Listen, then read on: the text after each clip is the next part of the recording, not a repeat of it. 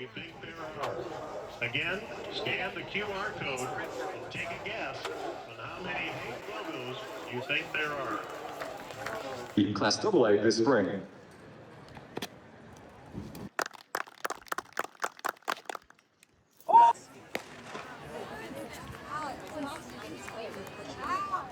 Heat number 2 underway in the A girls 300s.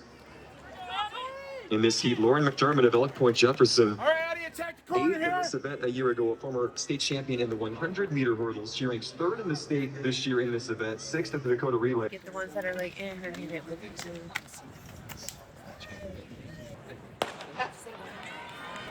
Third and final heat in the prelims in the A girls 100 underway.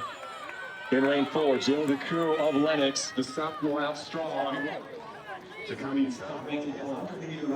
Coach Malde, what stands out most about this year's Lead-Deadwood boys and girls track teams?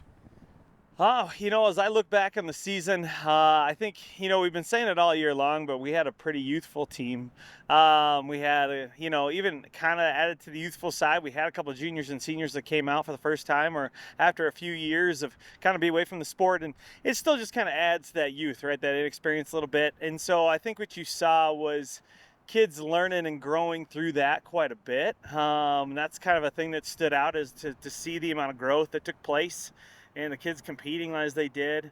Another thing that kind of stuck out kind of on the bad side, but I really want to note it because it was pretty incredible to see kind of how it went. But probably one of our best athletes in the school history, Nakia Black, was injured at the beginning of the year with a really brutal accident, and felt awful for her. But what I got to say about that girl is that her heart and her love for the sport, I think, really went through, and you saw it throughout there and through the season and through the team. She dislocated her knee and was out for the rest of the year, but she continued to show up to practice even after going to the hospital, and then even after getting her surgery done. She was regularly at practice. She went to every single meet she could, almost every one after that happened. It was remarkable, and to see someone that loves the sport that much. And so what I love is that leadership in that, and I think our kids saw how the sport can be bigger than just competing in some of these different meets and working on a day-to-day basis in the sport. And so it was pretty incredible to see, and I think it helped our kids learn some big lessons from the season. Outside of that, we saw some relentless competitors and kids doing some great things, and achieving things at the highest level like we always try to do. What accomplishments are you most proud of this year? Number one, as I just kind of said, it would be that growth of the athletes. But as you went through, just to see that this team come together, the time they spent together, and they're a young team that hadn't kind of made some of those bonds, and to see that going on. On top of that, you just had some kids that did some pretty incredible things. So, really proud of in particular, like Blake Jansen, showed a ton of growth. Ended up being, one of the better track athletes in the state of South Dakota. Did great there. Another cool story is Zaid Seaman, a kid that last year missed out on most of his season because of a knee injury. This year he had to have 2 meniscus surgeries, like in kind of the track season time.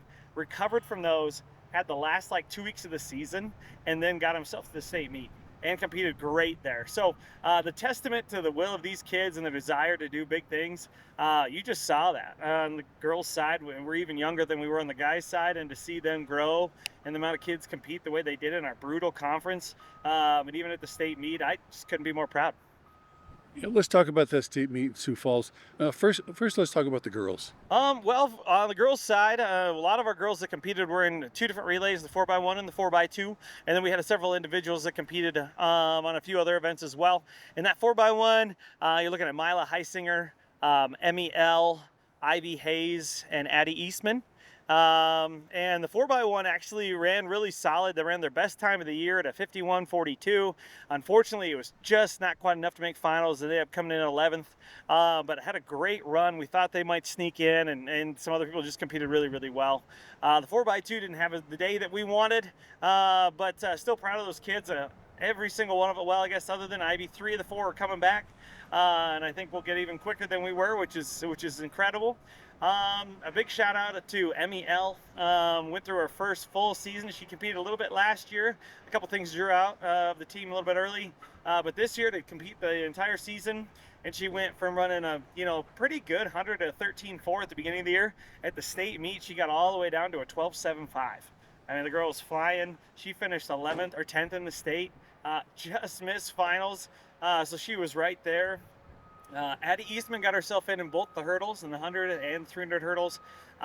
She competed admirably. That poor girl was going through some injuries, and what you'll see is she's a fighter and she's a worker. She would do everything she could to be there and to compete well. She finished 16th in both the hurdles, which is short of really what she wanted. But she had her second best run of the year in the 300 hurdles, and was a big part of those relays, competing and being at the state meet. And that's really kind of what we had on the girls' side individually and overall. Really proud of their efforts.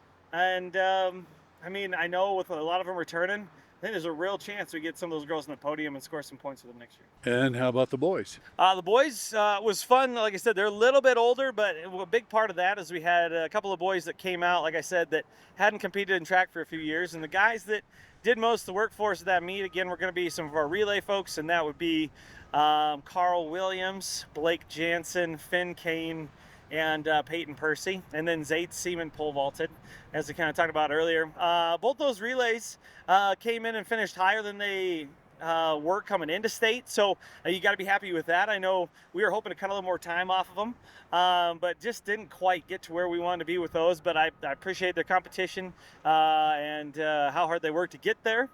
And then individually, some of the highlights we had going on, we had Carl Williams in triple jump, and he's just a sophomore. And so it was awesome to just see him compete. What we preach with him is he didn't have his best day triple jumping, but hey, you're a sophomore, you got yourself to the state meet in more than one event. He was there for running in 3 or competing in 3. And so, it is more about just going, getting that experience, and we think these next 2 years he's going to be a force to be reckoned with. So we're excited about that. And Blake Jansen, what I can say about Blake is he competed in the Open 2 and in the high jump. In Open 2 he finished 11th, just off making that top. I mean, we're talking hundredths of a second from being in that final. But what was really cool for him was this high jump. He came in 9th, which is just kind of a crushing blow, and you got to be in that top 8. And it was just because he missed his first jump at 6 foot. But kind of the quick story I want to say is he had been jumping 5'10", 5'8" all year long, and we knew there was more. He went to the Black Hills Conference, had himself one of the most exciting days I've ever had as a track coach. He added 5 inches on in that one day and got up to 6'3". Moved himself to 5th in the state. We had high hopes coming in. He cleared 6 foot at the opening height. It just wasn't quite enough to get him into that top. He needed that 6'2", and he just missed on his 3 attempts at 6'2". But the kid is a fighter. It was fun to watch him compete, and he's a junior, so he'll get to come back and do it again. I think he'll make some noise next year. And then, like I said earlier, Zayt Seaman, one of the most incredible stories that I've been around as a coach. Again, for him to really have 2 weeks at the end of the season off of double knee surgeries, one on each side, for him to come back, PR in his first meet back, going 12.6, get into the state meet, and then going 12.9 at state and finishing 4th. I mean, that's just, I think it's unheard of. And so I love people to hear that story, and that's part of the reason I love doing this video with you guys, is just so people can hear some of the stuff these kids do. Just remarkable. You mentioned kids competing in the future. How about other younger athletes that emerged this season that could play key roles for you guys in the future? Well, I mean, going back to that girls' side, you look at Emmy and what she did. I know we kind of talked about her in her 100. She's just starting to figure things out. And so that's exciting, is that I think there's plenty more in the tank. I offered her running at 12.7 this year. What she could do in the 1 and the 2 and other ways. We're excited there. Mila Heisinger, she's an 8th grader, came up and ran with us the last 2 years in these relays. She got her 100 down to a 13.2. She's run close to a mid 27 in her 200. I'm so excited to see what she can do with us full time, because we pulled her up from middle school about halfway through the year, both years. I mean, that's going to be fantastic. And then beyond that, there's just some more of those 8th graders that coming up. I mean, at the end of this season, Macy Morovitz came up and almost made state in shot put. I mean, she was a couple inches off as an 8th grader. I'm so excited to see what she can do. We haven't talked about Izzy Weekend, but she's another one that just missed state in multiple events. Now, she's going to be a senior, but when she was, I mean, she was knocking on the door of the shot, disc, and jab. I mean, she is right there. And just to give her another shout out here a little bit too, she broke her own school record this year in the javelin, going 95.5. So she's a competitor, and I know she's going to be a great leader for our throwers coming up. And on that guy's side, I mean, you're really looking at, I mean, a lot of that crew, Blake is, I mean, we're just so excited what he's going to do. Zaid, I think, will get to do a little more running next year, which will be great. He didn't get to run at all. It was just a little bit of pole vaulting as he was trying to get those knees back in shape. Cruz Olson, though, is an 8th grader that's coming up. We're excited about him. Carl Williams, so like I said, just a sophomore this year and did some really exciting things. Levi Hall is another that we took as an alternate that, cut from a mid-13 in his 100 last year down to a 12.01. He's about 11-second 100 guy. I mean, you've got all kinds of stuff. Ryan Silvernail was part of some of those different relays, was an alternate for us to say he's a junior, going to be a senior. He cut a ton of time off in his 100 this year. I mean, we just, I could keep going. I know this video is going to get too long, but just excited because we're going to lose some really good seniors. But man, they've helped us build a great foundation for the kids to come. You know, Coach, when people look back on the Golddiggers track and field season this year, what do you hope they remember most about this season? You know, I would say the heart of the kids and all the work they're willing to put in. You know, you talk about those 2 injury stories. A kid like Nakaya, it means so much to her that she still gave so many hours and so much time, and she even kind of almost came in as like a coach role, helping us with things in the blocks and with kids there and handoffs and all kinds of stuff. She was a huge part of that, and Zaid's resilience coming back from his injury, and the amount of kids that I think learned some stuff today, or this season, not today, of, you know, just how even if you don't have your best day, we still got another one, right? And we're going to still build, and we're going to get to where we want to be and focusing on the right things. And so I think when people look back at the Golddiggers season, I hope they see that we were competitive, that we had, like I said, they were kind of fun to watch because there's a little bit of, you didn't know exactly what performance you were going to get, but we had some pretty exciting ones over the course of the season.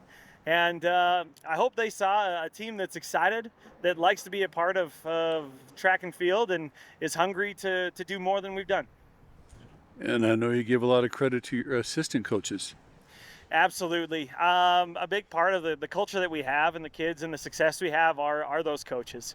And, you know, Jared Burleson, he just continues to put kids in the podium and pole vault. I mean, I can't give that guy enough credit for the work that he's done with those kids and gets them to love that sport. And we got Coach Keen with hurdling and with jumping. I mean, she got 2 kids in this year with Addie in the hurdles and Carl in the jumps. She's a big part of those kids' success and being able to get to that next level. And we hope to help them get, you know, unlock the next tier and kind of get on the podium. And then, I mean, a real quick shout out though too to Tony Altoff, the throws coach. One thing I will say real quick is he's been coaching me for 10 years. I really appreciate that guy. He is going to be stepping away, and so we will be filling that role. We hired a new guy we're really excited about. But Tony's done a fantastic job. I mean, this year we had, I think, 16 throwers. That's a huge part of our team that want to be throwing. He's helped them get a ton of PRs. Had a lot of kids that were right on the cusp of placing at conference and then even trying to get to that state meet. So we'll miss him. But again, I have a great crew that I've got the opportunity. We've all worked together for 6+ years, and we'll miss Tony, but we're excited for the future. Well, Coach, congratulations on a really great season, and we appreciate you taking time to talk about the Golddiggers. Oh, thank you, you guys. It's always great talking to you and getting to brag on our kids a little bit. Thanks for taking the time, you guys.